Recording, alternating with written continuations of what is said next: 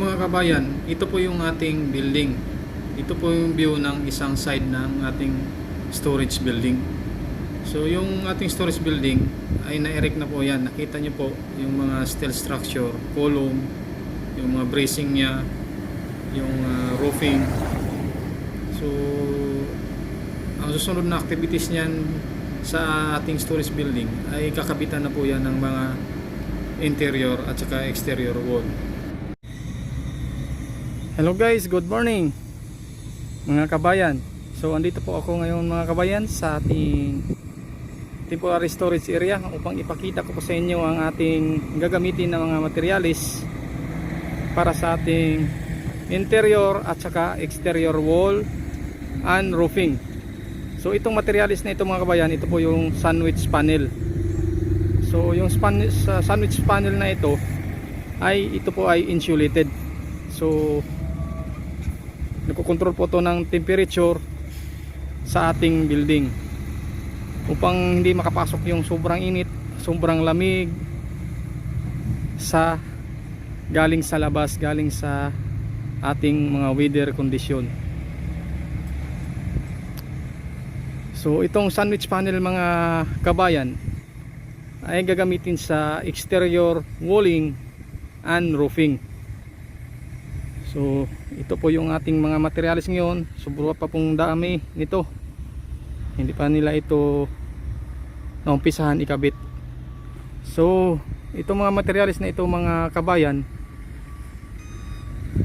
ay ikabit po natin yan dyan sa ating storage building. So nakita nyo po yung structure natin na nakaputi. So dyan po ikabit natin yan sa ating exterior wall at saka roofing. So i-discuss ko yung ibang materialis mga kabayan doon sa ibang location. So samahan nyo po ako doon upang mai-discuss ko yung CHB wall na dalawang uri. So we have the two types of CHB wall na gagamitin dito sa ating storage building. So samahan niyo po ako doon para ipakita ko sa inyo ang aking sinasabi na CHB wall na insulated at saka hindi. So mga kabayan, nandito po ako ngayon sa harap ng ating regular na CHB material, yung concrete hollow blocks. So itong concrete hollow blocks na ito mga kabayan ay wala pong insulation. So sa interior walling lang po ito gagamitin. At ang strength po nito ay 18 megapascal. So matibay po itong CHB wall na to kasi load bearing po ito. So ipakita ko sa inyo mamaya kung saan po yung mga interior wall dito sa ating storage building na ginagamit ito. So ipakita ko na naman sa inyo yung pangalawang materialis na CHB na may insulation sa gitna. So naka-sandwich po siya itong CHB na to para po makontrol yung temperature ng ating weather. So yan po yung ating insulated na CHB concrete hollow blocks na may insulation sa gitna. So kinikontrol po niya, piniprevent po niya na pumasok yung masyadong mainit sa labas, masyadong malamig, and then dito sa loob yung temperature dito ay ma-maintain. So yun po yung ating insulated na CHB. So yun po yung dalawang uri na CHB ang ginagamit natin dito sa industrial building dito sa Saudi Arabia. So itong hindi insulated ay dito po to ini-install sa interior, sa loob ng building. So ipakita ko sa inyo ngayon mga kabayan. So itong hindi natin insulated na CHB, yan po yan, nasa exterior, nasa interior lang po natin. Nasa interior lang po naka-install itong mga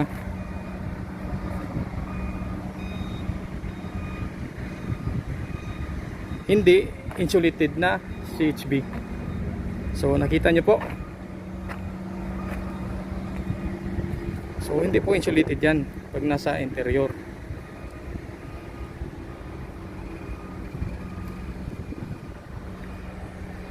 So ipakita ko naman sa inyo po yung sa exterior.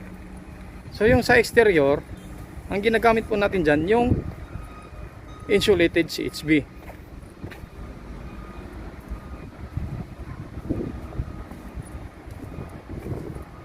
So punta tayo doon sa ating exterior wall.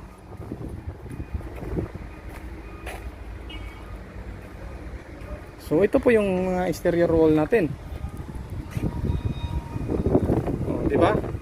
Sa perimeter lang siya ng building natin. Yung ating insulated na CHB na ini-install. So yun po yung purpose niyan. Para i-control po yung temperature.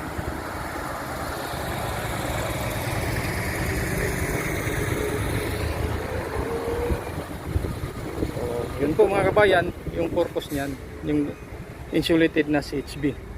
So by the way mga kabayan, yung ating palang corrugated rebar dito ay naka-coated po yan para sa protection po sa ating corrosion dito sa project site, at saka pag-last ng ating mga rebars sa mga daraan pang mga taon. Dahil itong ating structure or building ay malapit lang po dito sa dagat. So may high chance po na madali pong karoon ng corrosion, rust ang ating mga bakal pag wala, hindi po ito coated, specially coated para sa corrosion. So yun po yung building natin. And by the way mga kabayan, bigyan ko po kayo ng information, matte footing po yung gamit natin dito sa building na ito. So yung entire footing nito ay naka matte. So konektado po lahat yan. And then yung ating mga steel structure po, steel materials, ang ating structure pala dito, tingnan mo po, nakaputi sila lahat, diba? So yan po yung pintura na yan ay para po yan sa fireproofing. So in case there is an fire here na mag-occur, meron pong mangyaring sunog dito sa loob ng building, so hindi po siya kaagad matutupok, hindi po kaagad masisira, matutunaw ang ating mga bakal dahil naka fireproofing yan na paint. So yun po mga kabayan, yung structure natin dito. So tapos na po yan. So i-update ko po kayo sa mga susunod na mga araw ang kanilang mga another activities dito upang may matutunan po tayong bago.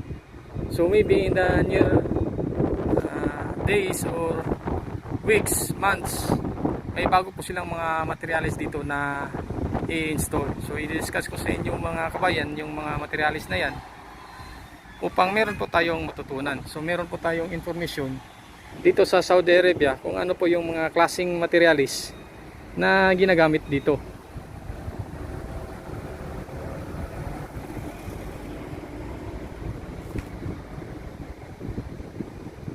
So malawak po itong storage building natin dito sa ating project site.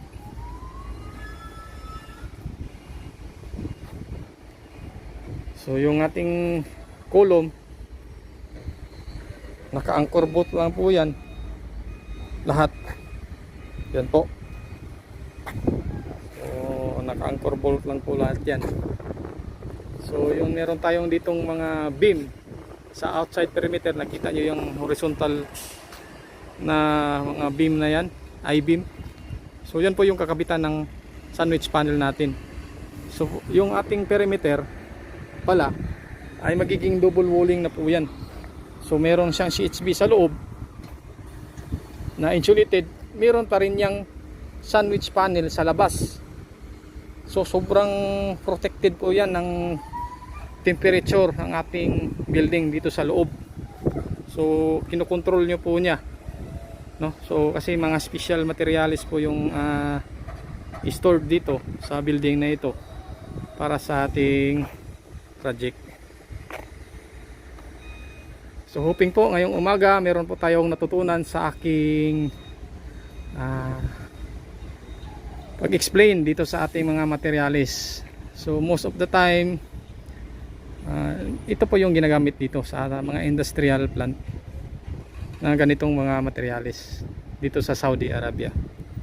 So hoping po nakapagbigay ako ng information sa inyo, and kindly subscribe, like, share, comments, and click the notification bell pagkatapos ninyo itong mapanood para